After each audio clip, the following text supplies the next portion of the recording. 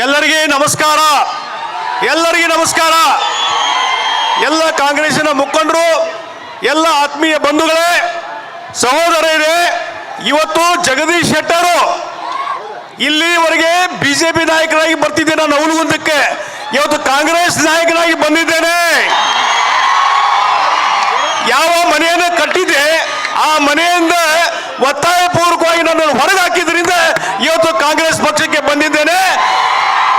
ಇವತ್ತು ಕಾಂಗ್ರೆಸ್ಸಿನ ಅಭ್ಯರ್ಥಿ ಕೋನ್ ರೆಡ್ಡಿ ಅವರು ಹೋರಾಟಗಾರರು, ಅವ್ರನ್ನ ಬೆಂಬಲಿಸಿ ಅವ್ರನ್ನ ಗೆಲ್ಲಿಸಿ ಅನ್ನುವಂಥ ವಿನಂತಿಯನ್ನು ಮಾಡಿ ನಾನು ಮಾತು ಮುಗಿಸ್ತೇನೆ. ನಮಸ್ಕಾರ. ಇವತ್ತು ದೇಶದ ಮುಂದೆ ಇರುವಂಥದ್ದು, ದೇಶವನ್ನು ಒಗ್ಗೂಡಿಸುವಂಥದ್ದು, ದೇಶದ ರಕ್ಷಣೆ ಮತ್ತು ದೇಶದ ಹಿತರಕ್ಷಣೆ. ಈ ಹಿನ್ನೆಲೆಯಲ್ಲಿ ಕಳೆದ 10 ವರ್ಷದಿಂದ ನಮ್ಮ ದೇಶದ ಪ್ರಧಾನಮಂತ್ರಿ ನರೇಂದ್ರ ಮೋದಿಜಿಯವರು ಏನು ಭಾರತದ ಒಂದು ಪ್ರಗತಿಗೆ, ಇಡೀ ಜಗತ್ತಿನಲ್ಲಿ ಭಾರತದ ಒಂದು ಶಕ್ತಿ ವೃದ್ಧಿಸಲಿಕ್ಕೆ ಏನು ಕೆಲಸ ಮಾಡಿದ್ದಾರೆ, ಅವರು ಮತ್ತೊಮ್ಮೆ ಪ್ರಧಾನಮಂತ್ರಿಗಳಾಗಬೇಕು, ಮತ್ತೊಮ್ಮೆ ಅವರ ನಾಯಕತ್ವದಲ್ಲಿ ದೇಶದಲ್ಲಿ ಒಂದು ಹೆಚ್ಚಿನ ಶಕ್ತಿ ಬರಬೇಕು ಅನ್ನುವಂಥ ಹಿನ್ನೆಲೆ ಇಟ್ಟುಕೊಂಡು ಮತ್ತು ಭಾರತೀಯ ಜನತಾ ಪಾರ್ಟಿ ಇನ್ನೂ ಹೆಚ್ಚು ಶಕ್ತಿಯುತವಾಗಿ ಬೆಳಿಬೇಕು ಅನ್ನುವಂಥ ವಿಷಯ ಇಟ್ಟುಕೊಂಡು ಇವತ್ತು ಭಾರತೀಯ ಜನತಾ ಪಾರ್ಟಿಗೆ ನಾನು ಮರು ಸೇರ್ಪಡೆ ಆಗ್ತಾ ಇದ್ದೇನೆ.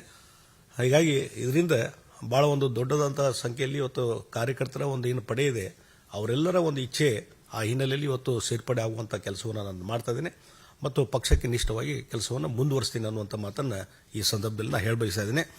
ಮತ್ತು regarding I am ರೀಜಾಯ್ನಿಂಗ್ the Bharatiya Janata Party, and Bharatiya Janata Party earlier has given lot of responsibility on me, and because of some other issues, I went to the National Congress Party.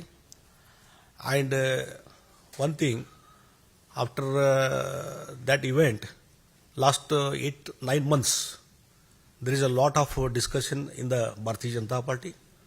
Even Karnataka BJP leaders and workers from the ground level, everybody in so many occasions when they were meeting me in Karnataka, everybody asking, you come back to the BJP, you come back to the BJP. And for that purpose, I also responded, and even our leader, Manya Yediyurappaji, and State President Vijendraji, and our national leaders, everybody, they wanted to come back BJP, and accordingly our workers feeling I am rejoining the BJP. And another important thing, under the leadership of Narendra Modi ji,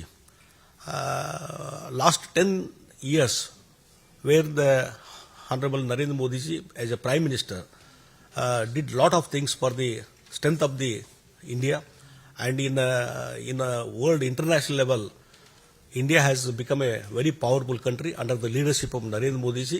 So, with the belief of the Narendra Modi ji leadership, I am to strengthen, and Narendra Modi ji has to again become the Prime Minister of this India, to strengthen the India. For that purpose, with that belief, I am rejoining the Bharatiya Janata Party. ಮತ್ತೊಂದು ವಿಚಾರವನ್ನು, ಈಗ ನಾನು ಹಿಂದೆ ಕಾಂಗ್ರೆಸ್ ಪಾರ್ಟಿಗೆ join ಆದಂಥ ಸಂದರ್ಭದಲ್ಲಿ ಅವರು ಸಹಿತ ಭಾಳ ಒಳ್ಳೆಯ ರೀತಿಯಿಂದ ಇವತ್ತು ನನಗೊಂದು ಗೌರವ ಸ್ಥಾನಮಾನ ಕೊಟ್ಟು ಅವರು ಒಳ್ಳೆ ರೀತಿಯಿಂದ ನಡ್ಕೊಂಡಿದ್ದಾರೆ.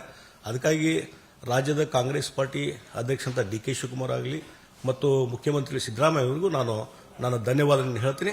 ಆ ಹಿನ್ನೆಲೆಯಲ್ಲಿ ಅವರು ಇಲ್ಲಿವರೆಗೆ ಸಹಕಾರ ಕೊಟ್ಟಿದ್ದಕ್ಕೂ ನಾನು ಧನ್ಯವಾದಗಳನ್ನು ಹೇಳ್ತಾ ಇದ್ದೀನಿ.